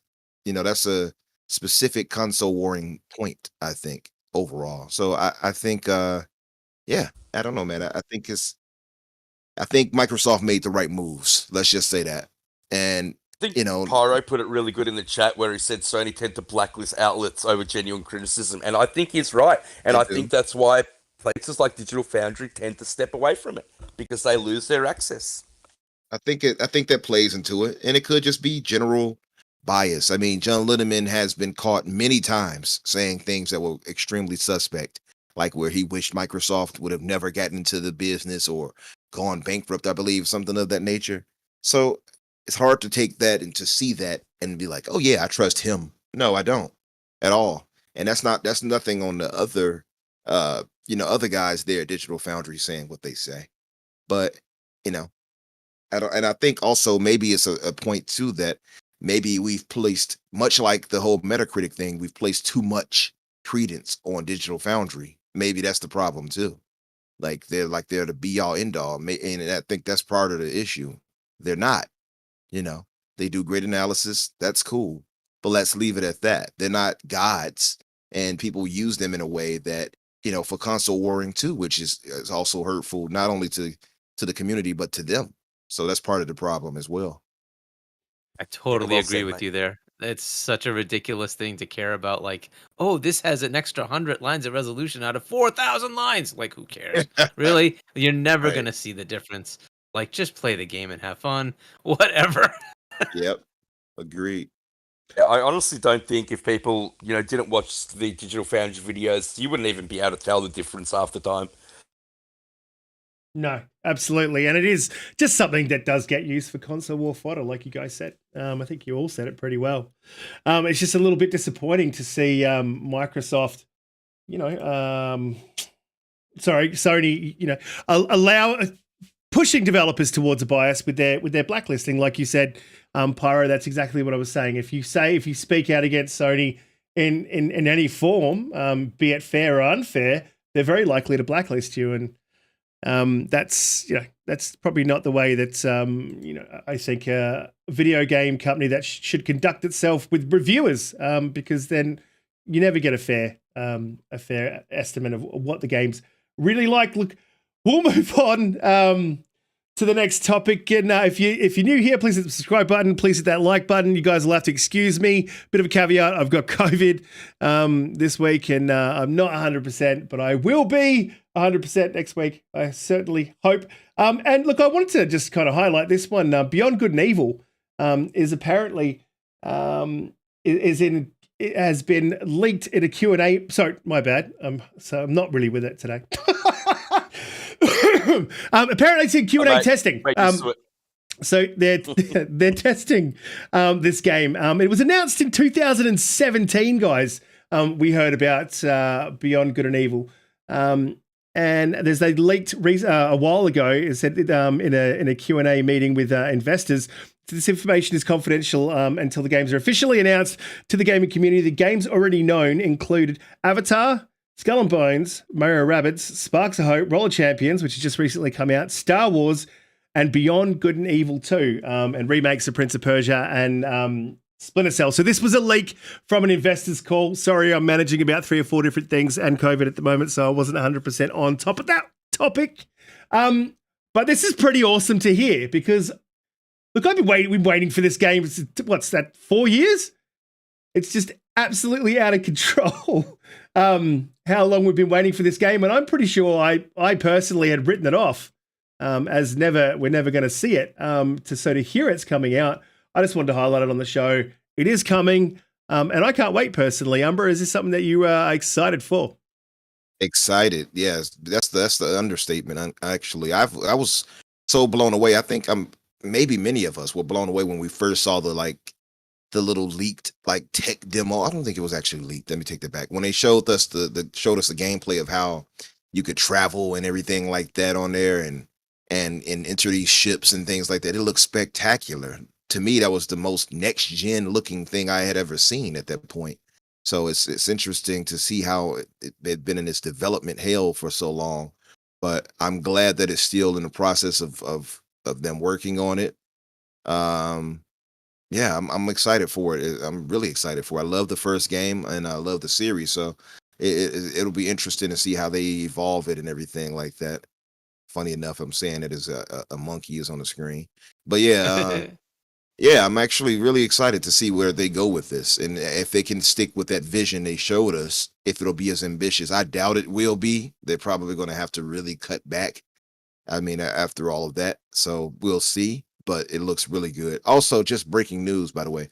So I clicked on the Halo Infinite Insider preview download thing again, and then it started updating. So it is a 50.81 gigabyte download. Jeremy Merchant, you were just asking about it, and looks like it's going down. Finally available. Yeah. Finally. Yeah, I've got to move over a game because it has to be on the internal. So I'll figure out after the show.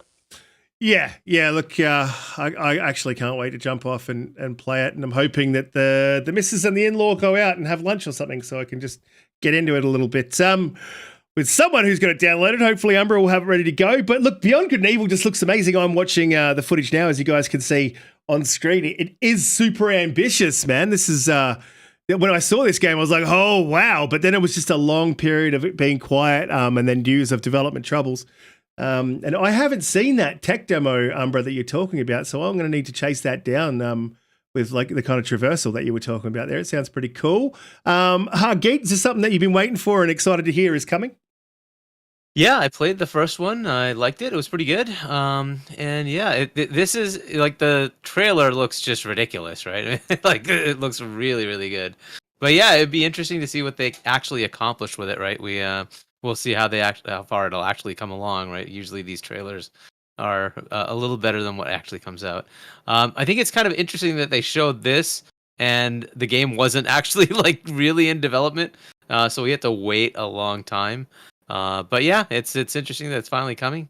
I'll definitely check it out when it comes out. But I mean, we had this conversation, I think it was yesterday, Harge. 5 years in development is around about right? Just interesting that we've been hearing, not the greatest things about its development troubles, whatever. But if you look at the development timeline when they were saying that it hadn't really gone into full development when they released this trailer, which is, you're right, really weird thing to do. That's you just putting yourself under the gun when you do that. But about 5 to 6 years is about right. Sometimes even 7 for some of these big AAA games now at the moment. If it's not a sequel or a remake, because then you can cut it down to 4 years, but you've got assets there that you can use. You've got a storyboard, roughly. You kind of know where you're headed. You don't have to mess around for 2 years trying to figure out what this game is going to be. I know it is a sequel, but it looks like a massive departure from... It is. Yeah, it's way more involved. The graphics are ridiculously better. Yeah, and to your point, Starfield is going to be 8 years. 8 years of development. If it comes out next year. We don't know that it does come out next year, but 8 years of development. We claim no evil. We claim no evil on that. So it does release. It'll come out, man. I can't see them putting that delay down, whether it's ready or it's not ready. Personally, I can't see it not coming out. So, fingers crossed. Let's hope it does. Pete, you excited for Beyond Good and Evil? Yeah, I am, mate. Look, they showed this game in 2017. So at E3 2017, that's when they announced it. And then in E3, I think it was 2018, not in the main show, but in the back show, there was an extensive 10 to 15 minute demo where they played the actual game. I don't know what's taken them so long since then.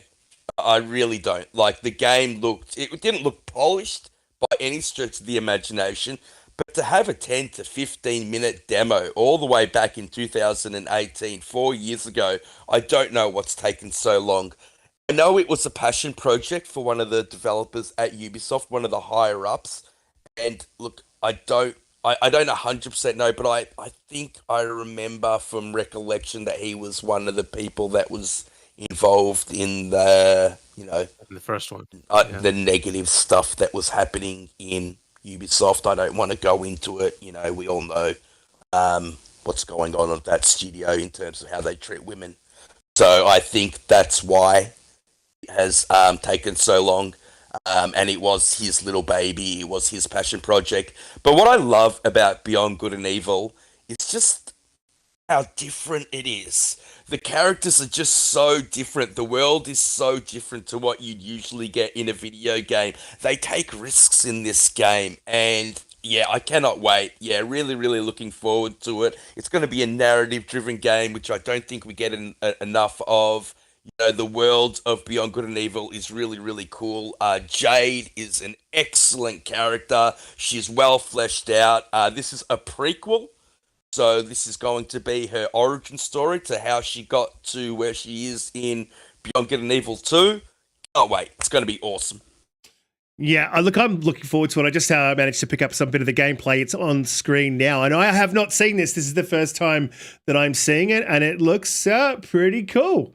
I'm pretty excited to jump into this game and see where we go with it. But it is quite interesting the amount of time that's that we've kind of had to wait from this gameplay tech demo to now. This kind of I mean, this says to me that look how ambitious that is, though. Like, if you watch that, it says to me that it has been in development for quite some time when they've showed this. You know, so yeah, I mean, this was showed in 2018, so I mean, it looks like it's very fully fleshed out. It does. Can't believe it's taken so long. If you watch the one before that, back in 2017. You will see how they show how you can travel from the planet, much like you do in No Man's Sky and such. It's honestly insane looking. I have, like, to me, this is probably one of the most ambitious games I've ever seen. When they showed it back then, I'm like, I couldn't believe that it would actually exist. So it's very Mass Effect like. In terms of you can go into your ship, you can go communicate with the rest of your crew. Your ship is bigger than the Normandy, so you can explore it. That's basically your little hub world. Yeah, and Jade, like I said, very, very cool character. Yeah, I kind of had that feeling, Umbra, when I saw it in 2018. It seemed a little bit too larger than life, and I just had that, the negative gamer thought, we'll see. We'll see what they can do with it. Hopefully they pull it through. I hope so. We've got a couple more topics here to go through, just very quick ones that I wanted to highlight to the community if you guys have missed them. If you're just joining us, please hit that like button. If you're new, hit that subscribe button. Share us out. Let everyone know that we're here going live with Mr. Hargeet from Game On Daily. Look, GoldenEye is basically all but confirmed, but there was an article released earlier in the week that apparently the game has gone into limbo due to the war, that very unfortunate and stupid war. But we won't go into too much about the war. And that kind of just gives you a confirmation that the game itself exists. It was long rumored remaster. I think Jeff Grubb said GoldenEye is in limbo because of the war. 1v100's team left Microsoft. I don't know what that means for the game. So this kind of goes to that Jeff Grubb knows that it was in development, it is happening, and that it's now in limbo. Hargeet, did you get a chance to read this? I would love to see GoldenEye come back with, I don't know if you've played that game like recently. I went back a few years ago and just had a fiddle, and it's the mechanics to it are just really bad. I don't know how we played that game. So I would love to see it come out with an updated mechanics and a graphics refresh, and just to go through it again would be amazing. Yeah, I mean, I didn't get to read the article, but I mean, I can see the tweet. The war, what a pain, right? I mean, unfortunately, it's causing quite a bit of headaches, especially for Microsoft, right? There's several games that are now, being delayed or jeopardized because of this thing. And here's yet another one, right? So, would I like to play this? I did play this. I did play it when it was on the N64. And I don't know if I'd want to play it again. We'll see. The multiplayer is, I think, past its usefulness to me, anyways. I don't think it'll hold up well. But the single player, I mean, you can just play that again, right? And hopefully they do a better job with the mechanics. Things we used to get used to that had a single joystick, right? So on the N64, so it was different. Yeah, very different, very weird feeling. Just doesn't feel right. So yeah, that's my thoughts. I don't know the way you would describe it. It feels dyslexic, but that's not the word for it. But it feels backwards. feels odd. It just it doesn't feel right. It's crazy though, because when back in the day when I was a kid, when we were playing that felt like bang on. It was right. It was the way that you did a first person shooter on a console. So, Pete, what do you think of GoldenEye coming to new gen? Yeah, look, I've seen extensive gameplay of this. It was meant to be released for the 360. And if that's the game that they're going to be releasing, the one that was made for the 360 but could never be released due to licensing issues, I don't think it's going to go very well, to be honest, because it's just going to look too outdated. Will I play it? Yes, 100%. I will play it purely for nostalgic reasons. I loved playing that game on the N64. I go to my mate's house and, it was amazing fun. It was one of the games that got me into multiplayer first-person shooters. Just, great fun. I love the Aztec level, one of the ones you had to unlock.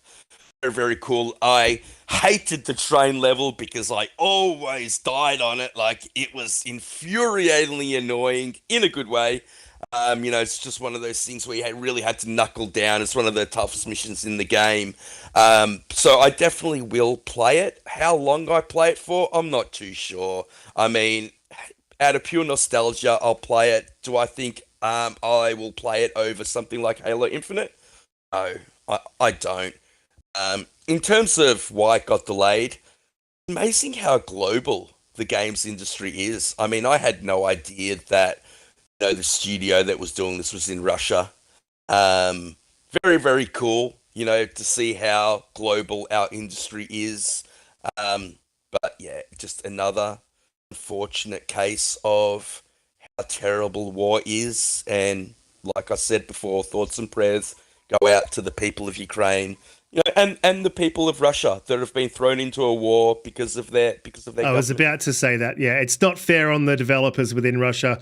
They really have no effect on whether Putin decides to invade or not. We won't get too much into it, but it's not their fault. But I guess it's something that has to be done to put the squeeze on the country, and that's just really unfortunate. I mean, there's a lot of talented developers in Russia, and I'm sure that this is really, really hurting them as well. And it's just kind of sad to see. But Umbra, do you think you'll be having a whirl for nostalgia's sake in GoldenEye? I know I will be. I never had trouble with the train. It's probably just because Pete's like really bad at video games, but we put up with it as much as we can. We tolerate your ineptness. Your ineptitude is. We have to talk about this, but we tolerate it. I'm talking about 007 difficulty here. What were you playing it on? Oh, I always play I'm excited. Legendary 007. Yeah, always. I'm always go the hardest difficulty. What are you talking about? Bullshit, mate. I've been excited for the 007, but I also, much like Pete, I didn't know that they were over in Russia. That surprised me when I found that. I'm like, oh, and that would explain why it didn't show up during the showcase. I mean, otherwise it would have been there, I imagine. But yeah, this war, man, it's unfortunate, and I don't want to diminish it by just bringing it toward like, oh, we're not getting games because of it. It's unfortunate that a lot of things are happening due to it. And like Pete said, I love and thoughts and what best wishes are to those people, the innocents that are out there and all caught up into this conflict. Definitely surprised. I did not know that they were Russia based, the developers. And it's sad that, things like this and other games have been delayed or ruined or permanently possibly delayed indefinitely rather because of this whole situation. So I wish for the best for them, but it is what it is at the end of the day. I don't know how great the game would have turned out, but yeah, it seems like I don't know. I hope it's not something that turns out to be something that we never get a chance to play, but the human element obviously comes first. So absolutely to the people out there, yeah, absolutely. Look, it sucks as a gamer, but more importantly is the health, safety of people, and if it costs development time, development jobs, or games themselves to get put a stop to this war, then I'm all for it. Shooter has a question in the chat. He wanted to ask of the panel about one-handed controllers or a device He's found his left hand will be useless very soon, and we're really sorry to hear that, Shooter. I saw that in a Discord chat, and I did respond, mate, and that sucks big time. And I understand that you've been gaming for a very long time, and you don't want that to stop.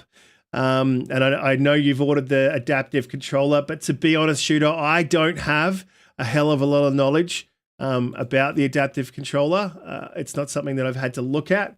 But I will look into it, mate, and check it out for the next show, and we'll do a bit of a chat about it on the next show for you, mate, because I think it's a great thing that Microsoft does, that makes it possible for people with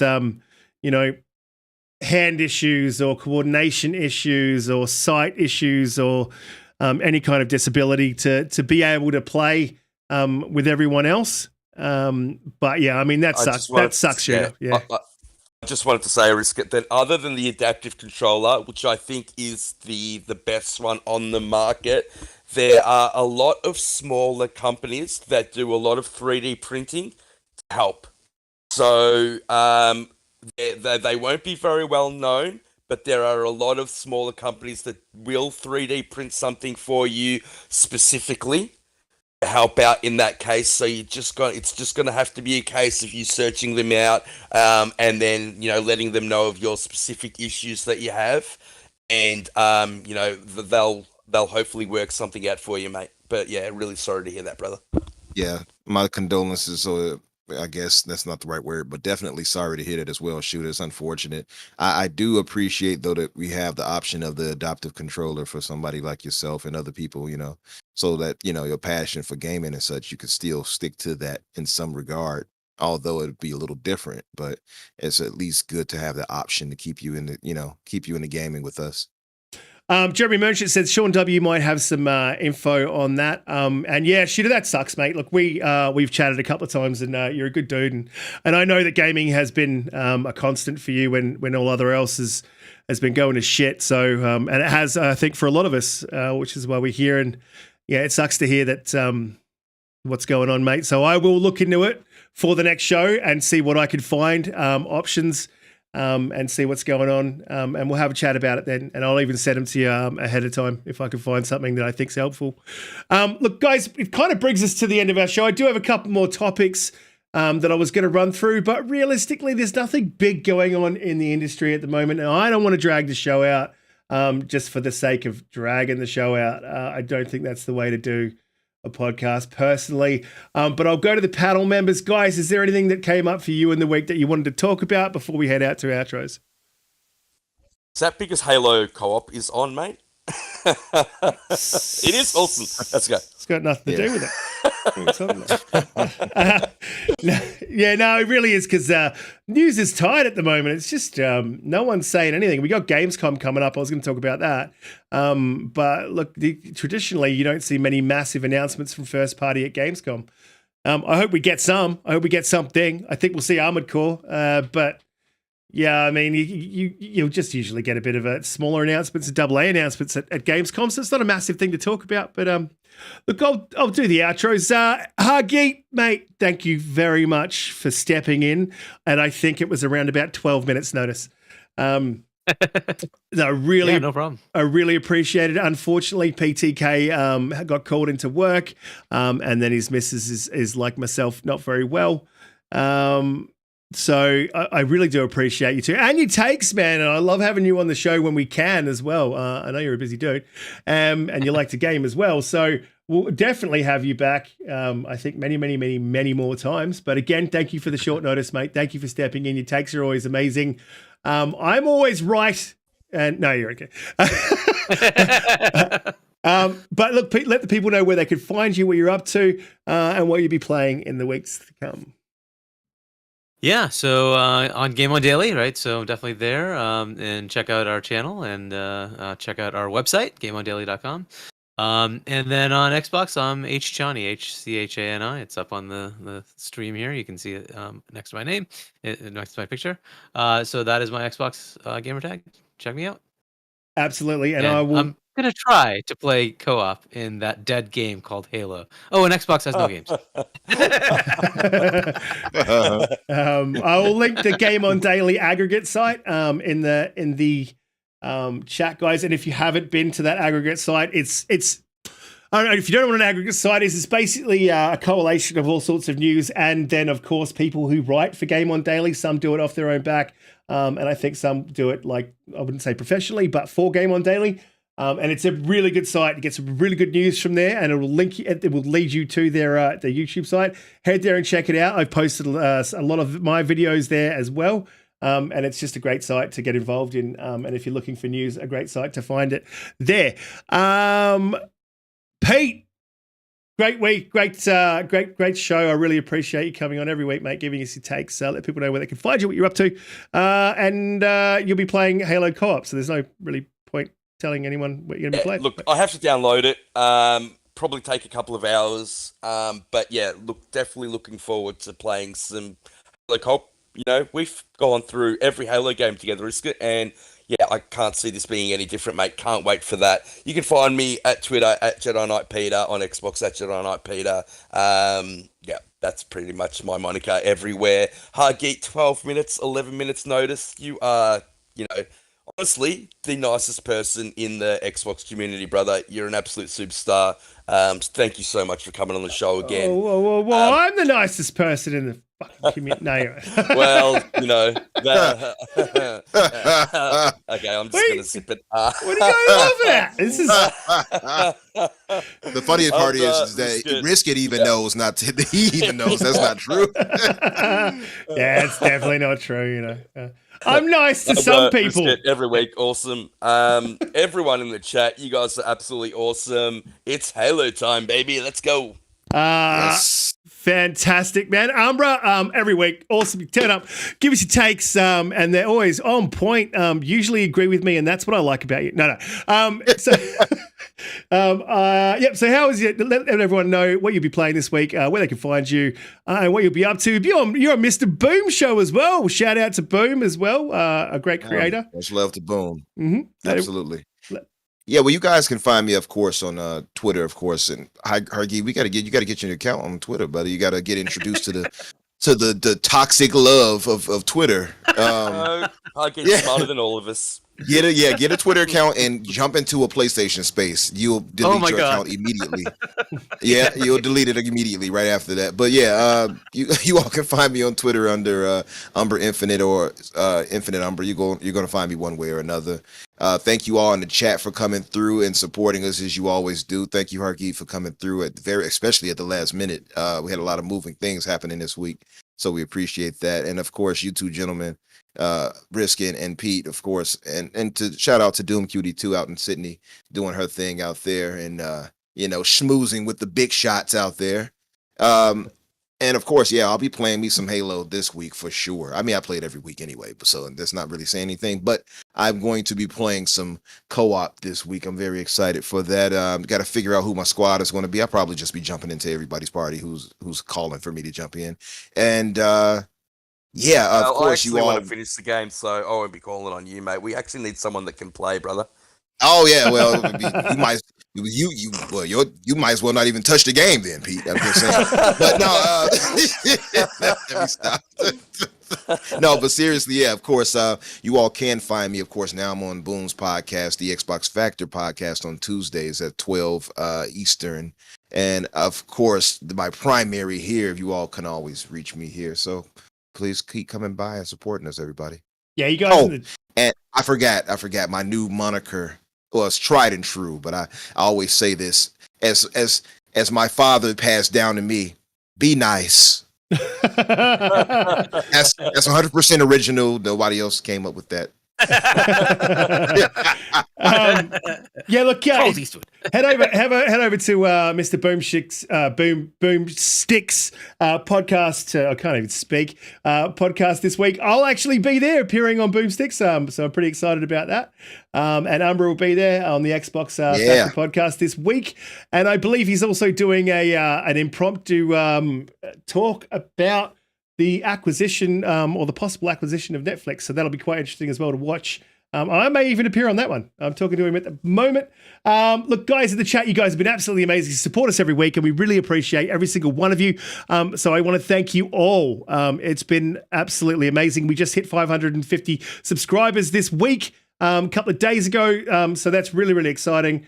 And guys, yeah, it's a great week. Like, subscribe, share it out, and that's the end of the show. Jimmy will be back next week, guys. So don't don't stress, and don't forget to send your game clips to the Twitter account. So you could be the very, very first people to be broadcast on our new segment for the show. Yeah, so that'll be a couple of weeks before I get it going, so you've got time. But guys, yeah, definitely send those clips in, and we'll start looking at them now. It may take me a couple of weeks to get it up and running and sort it out how the way that I want to do it, because if I'm doing something, I want to make sure it's going to be done right. But yeah, that's the end of the show. And yeah, Doomy will be back next week if she doesn't end up running Microsoft or something while she's over there. And yeah, have a great week, guys. Thanks for coming. Peace. Later, guys.